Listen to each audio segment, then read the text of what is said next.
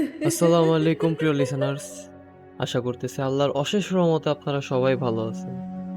আলহামদুলিল্লাহ আমিও ভালো আছি। তো দীর্ঘ ১ বছর পর আবারও ফিরে আসলাম আপনাদের মনের ভিতর লুকিয়ে থাকা ভয়কে নিয়ে। তো চলুন আর একটুও কথা না বাড়িয়ে আজকের গল্পটা শুরু করা যাক।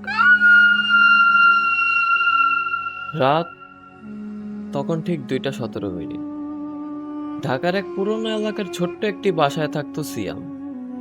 নতুন চাকরি হওয়ার কারণে কয়েকদিন আগেই সে এখানে উঠেছিল। এলাকায় সবাই একটা কথাই তাকে বলতো, রাত ২টার পর যদি কোনো অচেনা নাম্বার থেকে ফোন আসে, কলটা ভুলেও রিসিভ করবেন না। কিন্তু সিয়াম এসব কুসংস্কারে কখনো বিশ্বাস করতো না।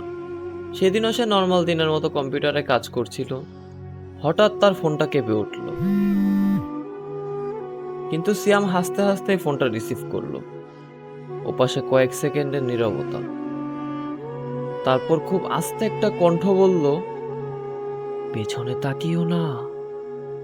সিয়াম একটু ভুরু কুঁচকে বলল, কে বলছেন? কিন্তু কোনো উত্তর নেই। কয়েক মুহূর্ত পরে আবারও সেই একই কথা, যদি বাঁচতে চাও পিছনে তাকিও না। এবার সিয়ামের শরীর কাঁপতে শুরু করলো, কারণ সে স্পষ্ট শুনতে পাচ্ছিল কথাগুলো যেন তার ফোন থেকে নয়, বরং তার ঘরের ভিতর থেকেই আসছে। হঠাৎ তার ঘাড়ের কাছে ঠান্ডা বাতাস বইতে লাগলো। ফোনের ওপাশে এবার ধীরে ধীরে হাসির শব্দ শোনা গেল। তুমি তাকিয়ে ফেলেছ সিয়াম। সিয়াম বুঝতেই পারেনি কখন সে নিজের অজান্তেই ঘাড় ঘুরিয়ে ফেলেছে। ঘরের কোনায় অন্ধকারের মধ্যে দুটো ফ্যাকাশে চোখ যেন তার দিকে ড্যাব ড্যাব করে তাকিয়ে আছে। ১ সেকেন্ড, ২ সেকেন্ড, তারপর পুরো ঘর একদম অন্ধকারে ছেয়ে গেল। পরদিন সকালবেলা বাড়িওয়ালা যখন দরজা খুলে দেখলেন, তখন ঘর একেবারে খালি ছিল। শুধু পড়েছিল সিয়ামের ফোনটা মেঝেতে। স্ক্রিনের শেষ কল এখনো চালু ছিল। কলের সময় ছিল ৮ ঘন্টা ৪৩ মিনিট, কিন্তু সেই নম্বরটি আর কখনো খুঁজে পাওয়া যায়নি। এলাকার লোকজন আজও বলাবলি করে, রাত ২টা ১৭ মিনিটে যদি কোনো অচেনা নাম্বার থেকে ফোন আসে, তাহলে ভুলেও ফোনটা রিসিভ করবেন না, কারণ কখনো কখনো ফোনের ওপাশে মানুষ থাকে না।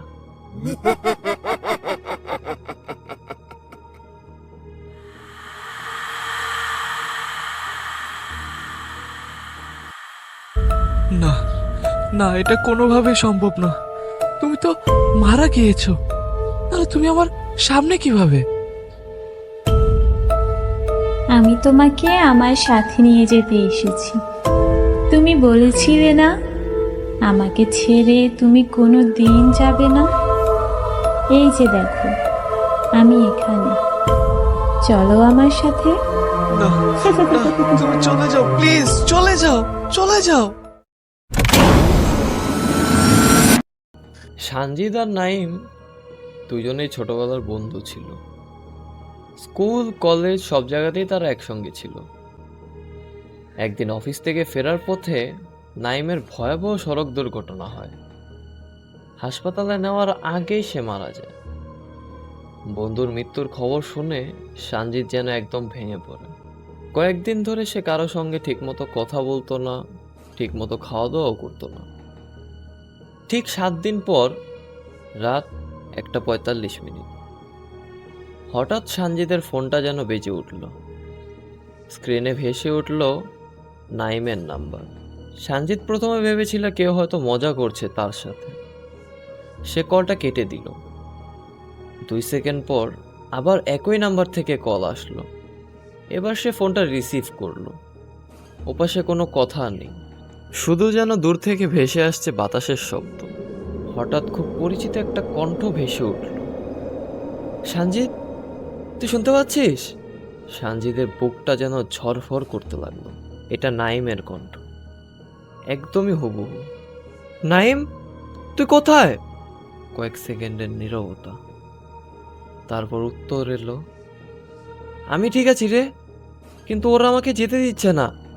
লাইনটা শুনে যেন সানজিদ পুরো কেঁপে উঠল। তারপর ভেসে এলো অনেকগুলো ফিসফিসের গলা, যেন একসঙ্গে অনেক মানুষ কথা বলছে। সানজিদ এবার ভয়ে ফোনটা কেটে দিল। পরদিন সানজিদ নাইমের সেই নাম্বারে আবার ফোন করলো। মোবাইল অপারেটরের উত্তর, আপনি যে নাম্বারটিতে ফোন করেছেন সেই নাম্বারটি এই মুহূর্তে বন্ধ রয়েছে। এরপর প্রায় 1 মাস কোনো ঘটনা ঘটল না। এক রাতে আবার ফোনটা বেজে উঠল। মোবাইলের স্ক্রিনে নাইমের নাম্বারটা ভেসে উঠল, কিন্তু এবার ওপাশ থেকে শুধু একটা কথাই বলল, আমার কবরের পাশে কে জানি দাঁড়িয়ে আছে। পরদিন সাহস করে সানজিদ নাইমের কবরের পাশে গেল। সে দূর থেকেই দেখতে পেল নাইমের কবরের পাশে সত্যি কেউ একজন দাঁড়িয়ে আছে। সে কাছে যেতে লোকটা ধীরে ধীরে মাথা ঘুরিয়ে তার দিকে তাকালো। লোকটার মুখ অবিকল সানজিদের মতো। সেই মুহূর্তে সানজিদের ফোন আবার বেজে উঠল, আর এবার স্ক্রিনে লেখা ছিল সানজিদ কলিং।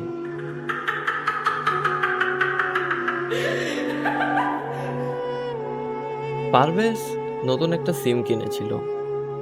সিমের আগের মালিকের কিছু পুরনো নম্বর এখনো কন্ট্যাক্ট লিস্টে রয়ে গিয়েছিল। সব নম্বরই সাধারণ, কিন্তু একটা নম্বরের নাম দেখে পারভেজ নিজেও অবাক হলো। নামটা দেওয়া ছিল কল দিও না। সে ভেবেছিল বন্ধুদের হয়তো কেউ মজা করে এরকম নাম সেভ করে রাখছে। কৌতূহল সামলাতে না পেরে রাত 12টার দিকে পারভেজ সেই নাম্বারটিতে ফোন করে। একবার রিং বাজলো, দুইবার রিং বাজলো, অতঃপর কলটা রিসিভ করলো। কেউ কোনো কথা বলছে না, শুধু যেন খুব ধীরে ধীরে শ্বাস নেওয়ার শব্দ হচ্ছে। পারভেজ বলল, হ্যালো, কে বলছেন? কয়েক সেকেন্ড পর উত্তর এলো, তুমি? কেন ফোন করলে? কণ্ঠটা ছিল অনেক অস্বাভাবিক ঠান্ডা। পারভেজ ভয় পেয়ে কলটা কেটে দিল। 2 মিনিট পর একটা SMS এলো পারভেজের কাছে, এইবার আমার পালা। সে বিষয়টাকে এতটা বেশি গুরুত্ব দিল না, কিন্তু পরদিন থেকে পারভেজের সাথে অদ্ভুত অদ্ভুত ঘটনা ঘটা শুরু করলো। ঘুম থেকে উঠলেই দেখতে পেত ফোনে একই নাম্বার থেকে মিস কল ভেসে আছে। সময় ঠিক রাত 3:33। তৃতীয় রাতের পর সে নাম্বারটাকে ব্লক করে দিল। তবুও কল আসা বন্ধ হলো না। একদিন অফিসে বসে থাকতে থাকতে তার ফোন বেজে উঠল। স্ক্রিনে কোনো নাম্বার নেই, শুধু লেখা ইনকামিং কল। সে কলটা রিসিভ করতে ওপাশের কণ্ঠটা বলে উঠল, জানালার বাইরে তাকাও তো। পারভেজ ধীরে ধীরে জানালার দিকে তাকালো। রাস্তার ওপারে যেন একজন দাঁড়িয়ে আছে। লোকটা যেন তার দিকে অবিকল দৃষ্টিতে একই ধ্যানে তাকিয়ে আছে। তার হাতে ফোনও ছিল, সে ফোনটা কানেও ধরে রেখেছিল। ঠিক তখনই লোকটা হাসলো, তারপর ধীরে ধীরে রাস্তা পার হয়ে অফিসের দিকে হাঁটা শুরু করলো। ভয়ে পারভেজ নিচে নেমে দারোয়ানকে জিজ্ঞেস করলো, একটু আগে একজন লোক ঢুকলো। দারোয়ান অবাক হয়ে বলল, না স্যার, গত 1 ঘন্টা ধরে তো এখানে কেউ ঢুকেনি। কাঁপতে কাঁপতে পারভেজ আবার ফোনের স্ক্রিনের দিকে তাকালো। কলটা এখনো চলছে। কলের সময় 000। যেন সময় শুরুই হয়নি। সেদিনের পর থেকে পারভেজ আর কখনো সেই নাম্বারটিতে কল করেনি। তবুও প্রতি বছর একই দিনে রাত 3:33 তার ফোন একবার হলেও বেজে ওঠে, আর স্ক্রিনে ভেসে ওঠে একই লেখা, এবার ধরবে।